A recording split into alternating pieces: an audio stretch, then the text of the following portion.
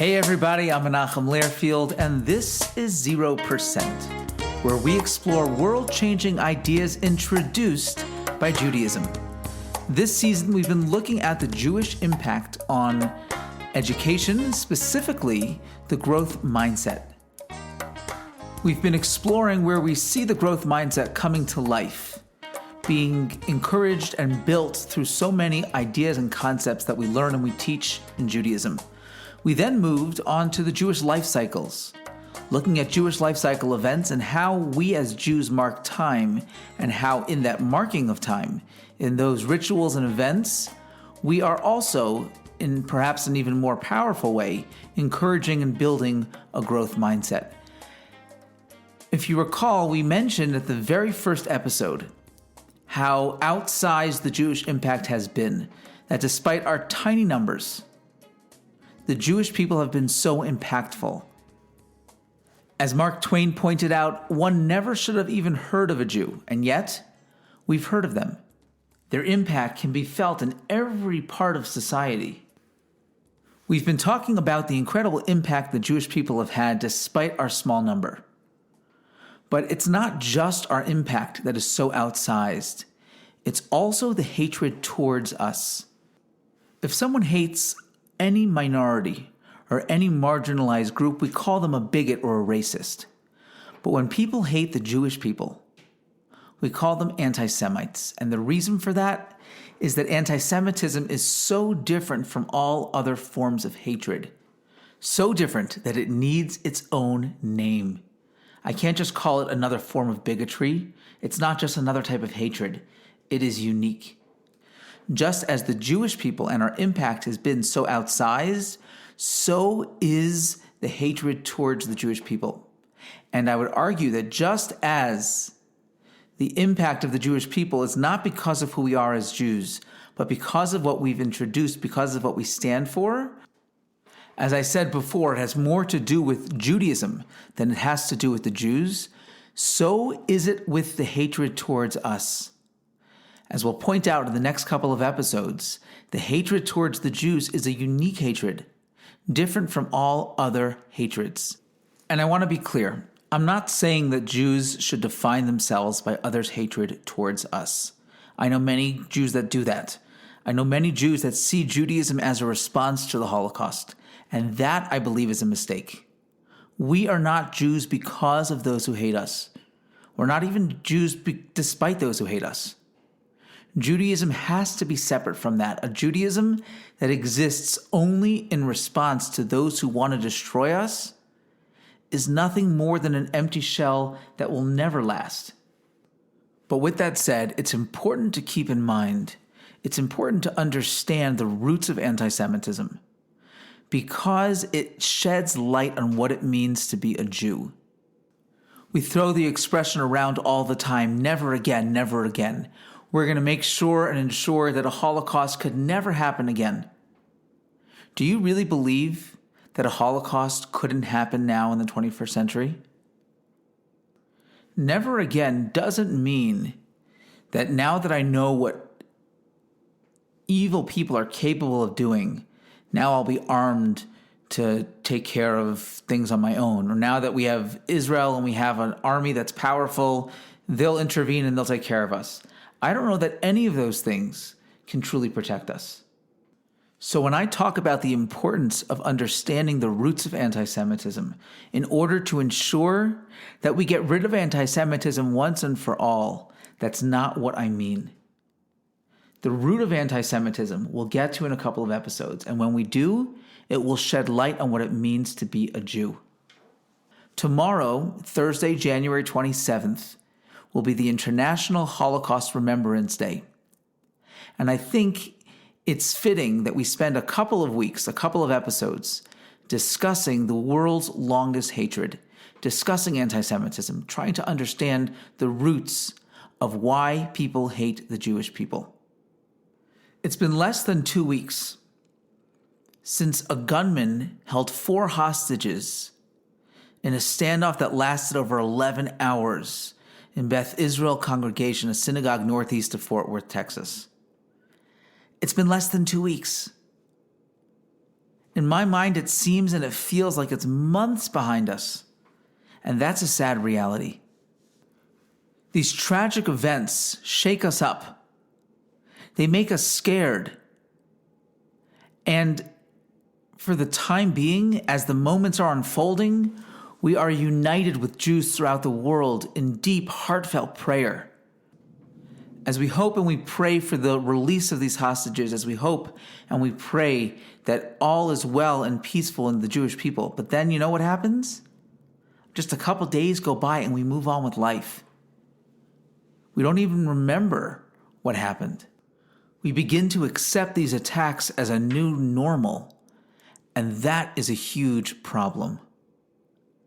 The ADL, the Anti-Defamation League, reports that anti-Semitic incidences have increased by 60% over the past 5 years. And not that it's a competition, but even before that, attacks on Jews were the highest among any attack against a religious group. And again, those numbers, those statistics are not inflated for the population of the Jewish people. Those are actual, real numbers. That means even though you never should have even heard of a Jewish people, you shouldn't know that synagogues exist because they are so few and far between. The numbers of our people are so small, and yet the attacks against Jewish people and Jewish institutions are so far beyond any other religious group. And they're just increasing. They're just getting stronger. The hate is getting stronger. Thankfully, the hostage situation in Colleyville didn't end as tragically as it could have. And that's thanks to the bravery, the vigilance, and even more importantly, the skill and the training of the synagogue's Rabbi Charlie Citron Walker. Think about how sad it is for a second that the rabbi had to be trained. We're living in the United States of America, where rabbis and synagogue staff are constantly taking active threat training courses. This rabbi had taken one of those courses, and as a result of that, he was saved.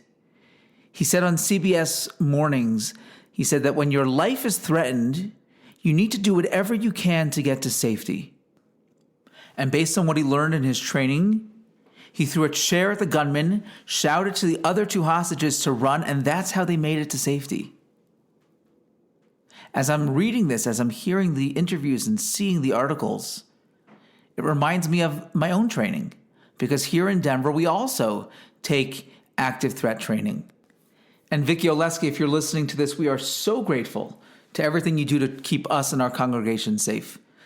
But how sad is it that we need to do this? When I was in rabbinic school, they didn't give any classes on active threat training. I wonder if that's part of rabbinic training these days, and if it's not, it probably should be. Think about what kind of America we live in today. As we begin to explore the roots of anti-Semitism, as we begin to look at the history of anti-Semitism, unfortunately, it's not a new problem. And today, I'm recording an episode about an event on January 15th, 2020. But unfortunately, whenever you listen to this episode, and I hope that this shouldn't be true, but the sad reality is that it's such a timely idea and concept, anti-Semitism, that whenever you listen to it, it's probably relevant. I could have recorded this last year, or the year before, and I don't think anything that I would have said would have changed. So here we are, approaching International Holocaust Remembrance Day. What's the point of having an International Holocaust Remembrance Day? I would think that the idea is to teach us how to overcome the deep hatred that exists in the world. I would think the idea is to ensure that another Holocaust never happens again. And yet, we seem to be repeating these patterns over and over again. Anti-Semitism, the hatred of the Jew, has existed since the beginning of the Jewish people. And it doesn't look like it's going anywhere anytime soon. Anti-Semitism is one of the most perplexing and difficult things to understand. As we started this episode off, The Jews make up 0% of the world. Nobody should have even heard of a Jew, and yet, as long as Jews have been on this earth, there has been a hatred towards Jews. How do we understand that? How do we explain it? Where does it come from? That's something I want to begin to discuss. And then we'll get to the impact the Jewish people have had in the world. So let's begin what's not necessarily an easy conversation, but I think it's an important one.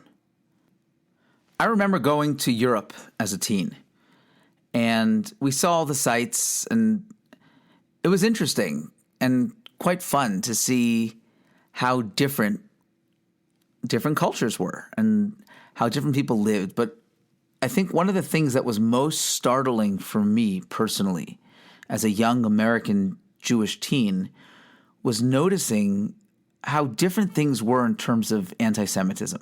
We went to a restaurant in Zurich, and it was in the JCC, a Jewish community center, and we had to get buzzed in because the door was locked. We had to get buzzed in to come inside, and then there was a security guard inside. We went to a shul I think it was in Florence in Italy, and the same thing in Rome. And there were armed guards standing outside with guns, and I'd never seen anything like that before. Growing up as an American teen, and this is pre-9/11, it was quite bizarre. And I remember talking to the people there and learning about what life was like for them and just living in a world full of anti-Semitism. And the reality is that today in America, it's not very different. I don't think there's a synagogue in this country that doesn't have armed guards outside. They say half-jokingly, if you want to find the synagogue, just look for the building that has security outside. Just look for the police car, and that's the shul. My synagogue here in Denver is on a street sandwiched between 3 churches. I don't think I've ever seen a police car outside those churches. But every single weekend, you will see a police car outside the synagogue. You can locate a shul by the fact that there's a police car outside. Many shuls, many synagogues have added these measures since the Tree of Life shooting in Pittsburgh, where a man walked into a synagogue and just started shooting people, or the San Diego Passover shooting.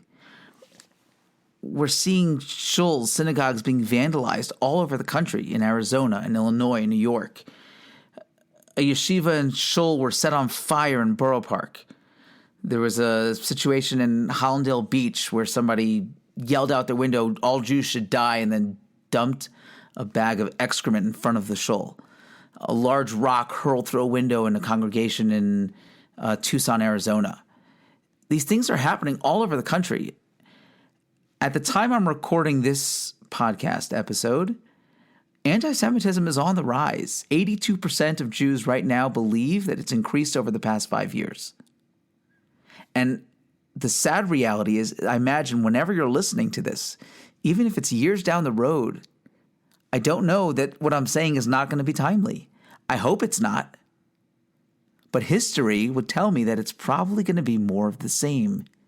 There's a massive billboard in Times Square, and really all over New York and most metropolitan cities in America, that were put up by, and similar ones put up by an organization called Jew Belong. And the one in Times Square reads, "We're just 75 years since the gas chambers. So no, a billboard calling out anti-Semitism isn't overreaction." We're living in scary times.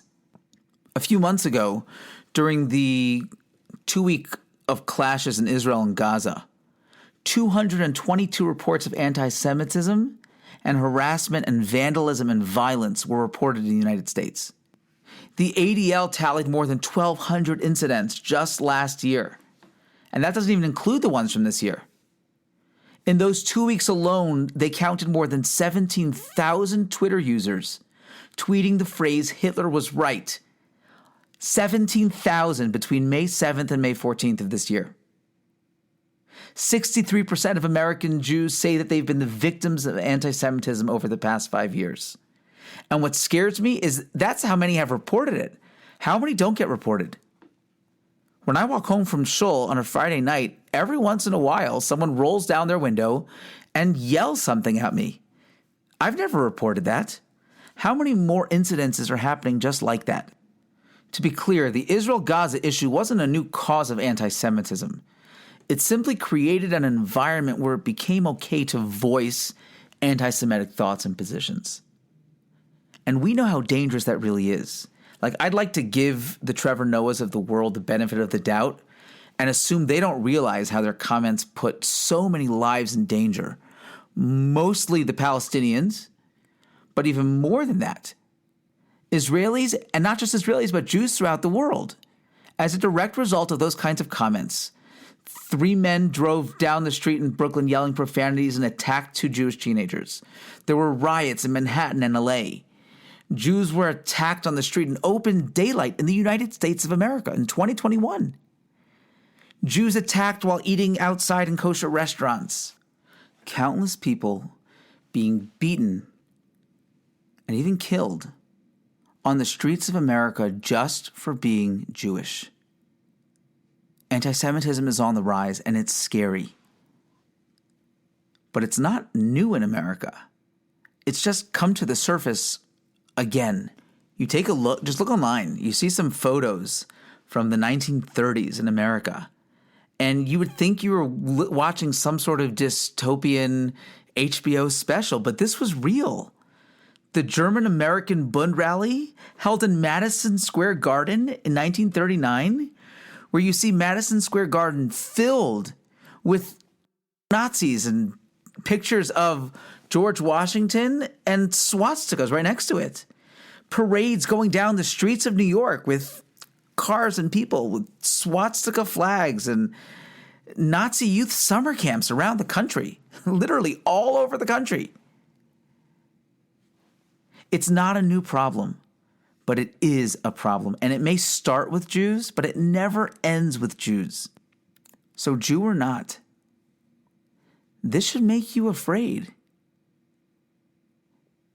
Anti-Semitism isn't new, but it isn't getting any better. In the next episodes, I want to try and understand what anti-Semitism is, why it exists, and most importantly, what we can do about it. So we'll have 2 or 3 more episodes talking about anti-Semitism, and then we'll go from there to back to our regularly scheduled programming, continuing going through the holidays and where we see the growth mindset, ideas and concepts coming alive through the holidays as we practice them. Thank you so much for joining us. Don't forget to subscribe and share with some friends. See you next week.